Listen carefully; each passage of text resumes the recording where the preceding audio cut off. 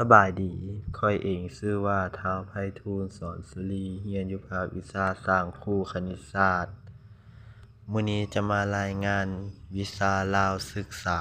สอนโดยอาจารย์บุญเลี้ยงเทพพรไสย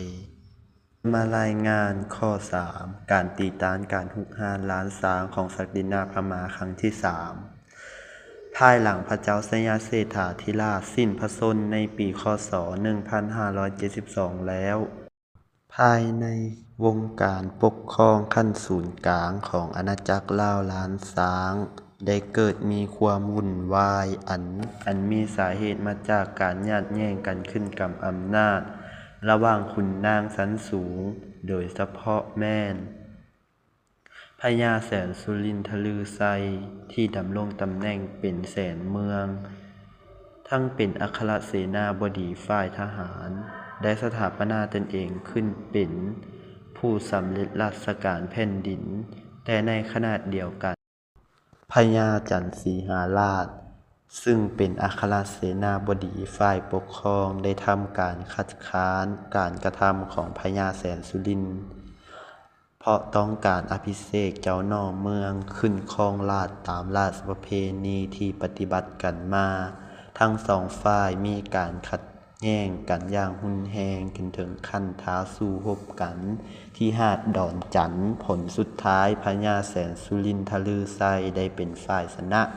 ส่วนพญาศรีหราชได้ถูกฆ่าตายในขณะที่ต่อสู้การประลองฝีมือกันครั้งนี้เฮ็ดให้ขุนนางต่างๆก็ยอมรับอำนาจพญาแสนสุรินทร์ฉะนั้นพญาแสนสุรินทร์จึงได้ประกาศตนเป็นเจ้าแผ่นดินและเปลี่ยนนามเป็นพระสุมังคลาไอยโกโพธิสัตว์การขึ้นครองราชย์ของพญาแสนสุรินทร์ซึ่งบ่แม่นเชื้อกษัตริย์ได้เฮ็ดให้ประชาชนเกิดบ่มีความพอใจบางหัวเมืองได้แสดงความบ่เห็นดีเห็นพ้องนำเช่นเมืองพวนเมืองมะลุกนครและอัตตปือเป็นต้นส่วนประชาชนชาวนครหลวงเวียงจันทน์ผู้ย้านกลัวสงครามก็ได้อพยพหนีออกจากนครหลวงเวียงจันทน์อย่างหลวงหลายสภาพการขัดแย้งภายในกลุ่มขุนนางนี้ที่ขึ้นกับอำนาจและความบ่สงบสุขของสังคมล้านช้างนี้ได้เป็นเงื่อนไขโอกาสอำนวยความสะดวกให้แก่ศักดินาพม่าโดยยกทัพเข้ามารุกรานอาณาจักรลาวล้านช้างอีกครั้งหนึ่งในปีคศ 1574 เพื่อเป็นการแก้แค้นและเพื่อดำเนินขยายดินแดนก็คือขยายอำนาจอิทธิพลของพม่าสงครามพม่ารุกรานล้านช้างครั้งที่ 3 นี้เริ่มต้นขึ้นด้วยการเกาะพิษของพม่าคือในปีคศ 1574 บุเรงนองได้แต่งตั้งคณะทูตนำเอาราชสารมาเสนอต่อเสนามนตรีที่นครหลวงเวียงจันทน์ให้รับเอาพระวรวงศ์โสซึ่งเป็นน้องชายของพระเจ้าชัยเชษฐาธิราชที่พม่าจับไปเป็นเฉลยในปีคศ 1564 มาเป็นเจ้าชีวิตสืบทอดบัลลังก์ล้านช้างเหตุการณ์นี้เป็นการดูหมิ่นเกียรติศักดิ์ศรีของพระสุมังคลาไอยโกโพธิสัตว์ผู้ซึ่งหาก็ขึ้นยึดอำนาจราชบัลลังก์มีความโกรธแค้นอย่างยิ่งจึงได้ออกคำสั่งจับเอาราชทูตของพม่าไปประหารชีวิตทิ่มเพื่อเป็นการตอบโต้เหตุการณ์นี้ได้เป็นการประกาศสงครามกับบุเรงนองแห่งอาณาจักรพม่าอีกครั้งหนึ่งบุเรงนองได้จัดส่งกำลังของตนที่บัญชาโดยขุนพิญญาดาราสมทบกับกองทัพเชียงใหม่และกองทัพอยุธยาเคลื่อนพลเข้ามายึดเอาราช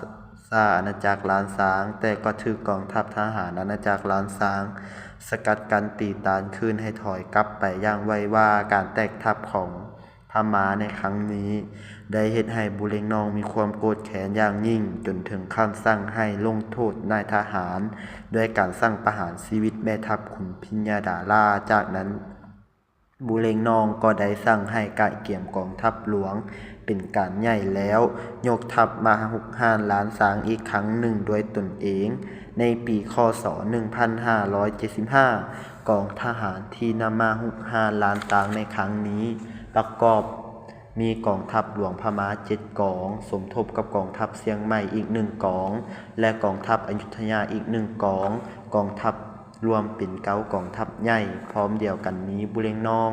ยังได้นำเอาพระวรวงศ์โสน้องชายของพระเจ้าสยามเศรษฐาธิราชที่จะไปเป็นเสลยศึกในปีคศ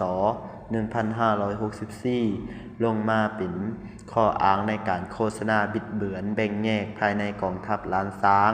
ยุทธศาสตร์ที่บุเรงนองนำมาใช้ในครั้งนี้มีผลอย่างยิ่งในการตอกย้ำความขัดแย้งภายในสังดินาล้านช้างให้สูงขึ้นจนนำไปสู่ความแตกแยกกันอยู่ภายในกองทัพล้านช้างตื่มอีกโดยเฉพาะแม่นกลุ่มที่อยากได้น้องชายพระเจ้าสยามเศรษฐาธิราชมาเป็นพระเจ้าแผ่นดินกับอีกกลุ่มหนึ่งที่สนับสนุน